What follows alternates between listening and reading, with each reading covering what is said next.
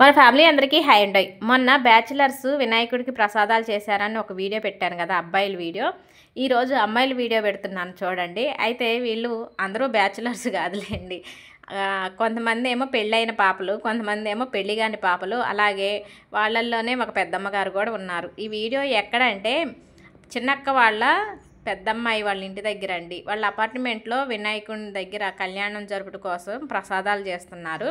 పిల్లలందరూ కూడా చేస్తున్నారు. అయితే మా పిల్లలిద్దరు కూడా వెళ్ళారండి. మా పిల్లలిద్దరు అలాగే పెద్ద పాప వాళ్ళ ఫ్రెండ్ కూడా వెళ్ళింది. అంటే హాస్టల్లో ఉంటే ఇలాంటివన్నీ కూడా వాళ్ళు మిస్ అవుతారు కదా, అందుకని వాళ్ళ అక్క వాళ్ళ ఇంటికి వెళ్ళి ఆ ప్రసాదాలు చేయటంలో వీళ్ళందరూ తలా ఒక చెయ్యి వేశారనమాట.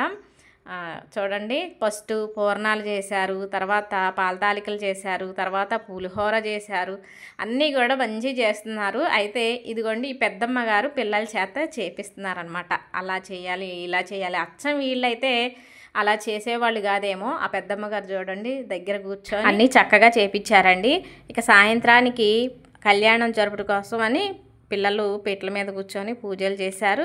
అలాగే నిన్న పండు పుట్టినరోజు కదా, పుట్టినరోజు నాడు ఇలాంటి సందర్భంలో పాల్గొన్నందుకు నాకు చాలా సంతోషం. పండుకి పుట్టినరోజు శుభాకాంక్షలు చెప్పిన మన యూట్యూబ్ ఫ్యామిలీ అందరికీ కూడా పేరు పేరున నా ధన్యవాదాలు.